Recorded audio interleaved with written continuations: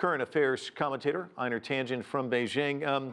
President Xi's remarks at the meeting of the National Security Advisors, he said this: every minister has done a great job for improving our mutual trust and security cooperation, and he sincerely thanked them for their efforts.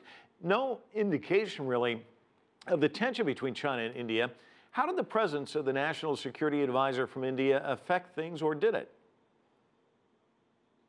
Well, Mike, there's two perspectives on that. One, from the Indian side, they were actually buoyed that there were some talks going on at different levels, although there was no direct talk to Xi Jinping.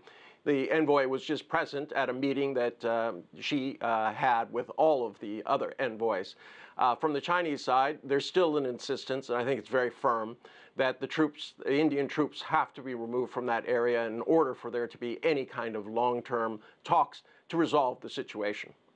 China's State Council, as you mentioned, India's National Security Advisor did meet. Do we really see any headway on this issue before the Brics summit in Xiamen, which is rapidly approaching?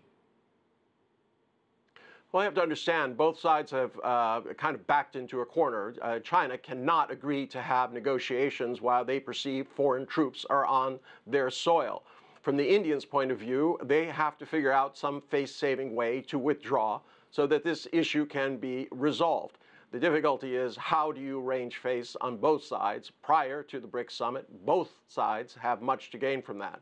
Remember that the BRICS started out as an economic entity trying to solve the issues between these rapidly rising countries, and now it has veered into the area of security and cooperation.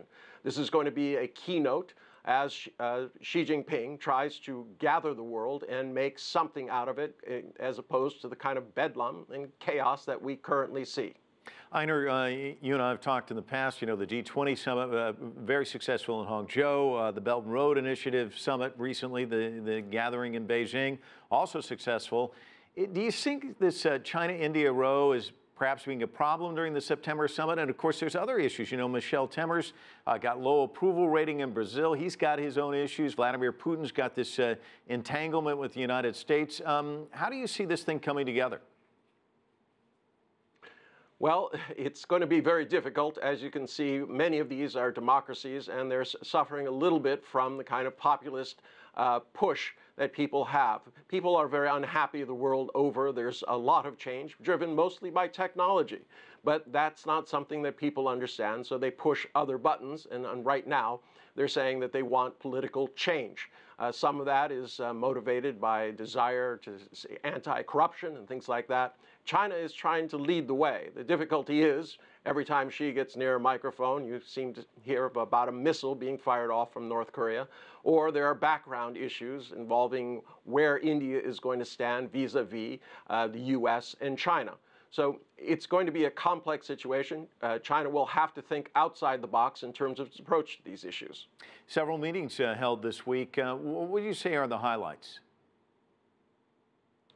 Well, the highlights are really the kind of person-to-person cooperation, the kind of economic things are there. Those are in the background. It's really about security, anti-terrorism, these types of situations. But it's been overshadowed quite a bit by the issue behind the scenes between India and China. This has to be resolved.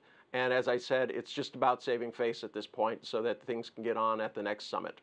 All right, Einar Tangen joining us from Beijing. Always a pleasure. Great to see you.